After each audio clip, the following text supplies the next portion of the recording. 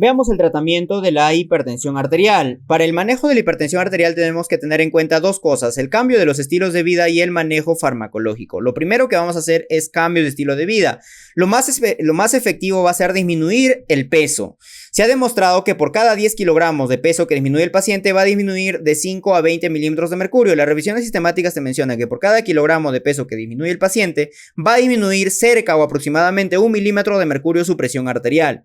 La dieta DASH es también muy importante, va a disminuir tu presión arterial de 8 a 14 milímetros de mercurio. La dieta hiposódica: sal menos de 5 gramos, sodio menos de 2 gramos, ejercicio aeróbico, consumo moderado de alcohol, en hombres menos de 20 gramos por día y en mujeres menos de 10 gramos por día. Algunos textos te mencionan 30 en hombres y 15 en mujeres, ¿no?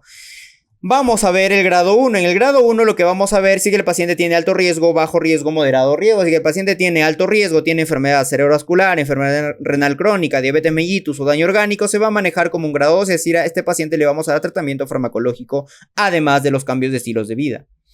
Si que hablamos de un grado 1 y el paciente tiene riesgo bajo, moderado, estilo de vida por 3 meses, si es que a los 3 meses no mejora su presión arterial, lo pasamos a dar tratamiento farmacológico. Y el tratamiento farmacológico vamos a tener los IECA, los ARA-2, los calcio antagonistas, las tiacidas, los diuréticos, ¿no es cierto? Los diuréticos tiacídicos, incluso los beta-block que podemos dar en algunos pacientes. Recuerda que los fármacos de primera elección siempre vienen a ser los IECA y los ARA-2. Ya vamos a mencionar acá porque es muy importante estos fármacos, porque una de sus beneficios va a ser que va a disminuir la albuminuria en estos pacientes, ¿no? Y va a disminuir también la progresión a problemas cardíacos, es decir, al remodelado cardíaco. Evita el remodelado cardíaco, por ejemplo, los IECA, ¿no? Calcio antagonistas podemos dar a los pacientes, tiacidas diuréticos. Entonces el paso 1 generalmente se da A más C, un IECA más un tiacida, ¿no? Vamos a ver cuáles son los beneficios para escoger estos fármacos enseguida. En el paso 2 vamos a dar a dosis máxima, en el paso 3 vamos a dar, si que obviamente no está mejorando con tus fármacos anteriores, le damos triple terapia, ¿ok? Y en el paso 4 se denomina ya una hipertensión arterial refractaria. Recuerda cuando le estás dando 3 fármacos a dosis tope y uno de ellos viene a ser un diurético, ¿no? Bien, además en el paso 4 ya le agregaremos espironolactón. En la emergencia hipertensiva te mencioné que el tratamiento tiene que ser inmediato. Tienes que disminuir la presión arterial en un 25% en la primera hora. En este paciente, en la primera hora del diagnóstico tienes que disminuir en 25%, de 20 a un 25%. ¿Qué medicamento le vas a dar acá? La betalol, por ejemplo, hidralacina, nitroprusiato. Endovenoso le vas a dar. Pero si el paciente no tiene daño de órgano, tienes para corregir la presión arterial de 24 hasta 48 horas. Lo vas a hacer una reducción gradual. Y el fármaco que vas a dar viene a ser el captopril por vía oral, ¿no? Muy bien. Y veamos rápidamente, doctores, los fármacos y cuáles son las características, las indicaciones de cada uno de estos. Fíjate, los IECA, los ARA-2, mencionamos que son los fármacos más utilizados y son de primera elección que se pueden utilizar en cualquier tipo de pacientes. ¿Cuáles son las características? Que van a disminuir la albuminuria, no deben combinarse, ojo, estos dos no se combinan, y es cardioprotector. Las indicaciones: ¿en qué pacientes vamos a dar IECA ARA-2? En pacientes que tienen insuficiencia cardíaca, en pacientes que tienen infarto agudo de miocardio previo, diabetes mellitus, enfermedad renal crónica, pero que tenga una tasa de filtración mayor a 30 mililitros por minuto. Porque si que tiene una tasa de filtración menor de 30 mililitros por minuto, daremos bloqueadores de los canales de calcio. ¿En quiénes está contraindicado? Los IECA, los ARA-2 son teratogénicos, están contraindicados en el embarazo, te van a producir, está contraindicado en la hiperpotasemia, no puedes dar IECA o ARA-2 cuando estos pacientes tienen potasio elevado.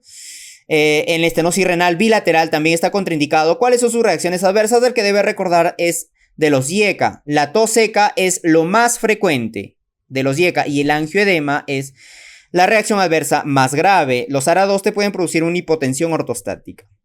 Los bloqueadores de canales de calcio, su beneficio, bueno, reducción de litus, características, las indicaciones. ¿Cuándo vas a dar bloqueadores de canales de calcio? Cuando el paciente, por ejemplo, tiene fenómeno de Raynaud, cuando tiene angina de Prinzmetal, ¿no? Que es por vasoespasmo coronario, o habíamos mencionado una enfermedad renal crónica con una tasa de filtración menor de 30 mililitros por minuto, es decir, un grado 4. ¿En qué pacientes están contraindicados? En una insuficiencia cardíaca, sobre todo dilatada, ¿no? Porque son bloqueadores de los canales de calcio, entonces no va a poder contraerse, más que su corazón está recontradilatado y con bajo gasto cardíaco, no le vas a dar bloqueadores, lo vas a empeorar el cuadro. Por eso está contraindicado en insuficiencia cardíaca dilatada. ¿Cuáles son sus reacciones adversas? El edema. Los diuréticos, que tenemos las tiazidas, por ejemplo, que le vamos a dar. ¿Cuáles son las características? Estimula la reabsorción de calcio. Esto es muy importante. Entonces va a tener beneficios estos diuréticos tiazídicos. Por ejemplo, en pacientes mayores de 60 años está indicado en osteoporosis porque te van a reabsorber calcio y mejora el calcio en los huesos. En los afroamericanos también está indicado las tiazidas. ¿En qué pacientes están contraindicados? Por ejemplo, en pacientes que tienen gota. ¿Por qué? Porque te van a aumentar el ácido úrico y van a empeorar el cuadro. En el síndrome metabólico, ¿por qué? Porque van a aumentar los triglicéridos, los lípidos, etc.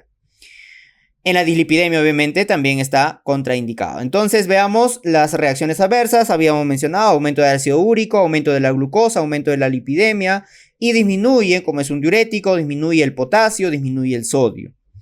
Y los beta-block generalmente no se recomiendan como primera línea en estos pacientes, pero hay en algunas situaciones que podemos considerar beta-block. Por ejemplo, cuando el paciente tiene temblor esencial, cuando tiene hipertiroidismo, cuando tiene migraña, hiperplasia prostática benigna o fibrilación auricular. Le podemos dar beta-block. Contraindicaciones en pacientes con asma. Esto ha sido pregunta de examen. Pacientes con asma, con EPOC, no podemos dar beta-block.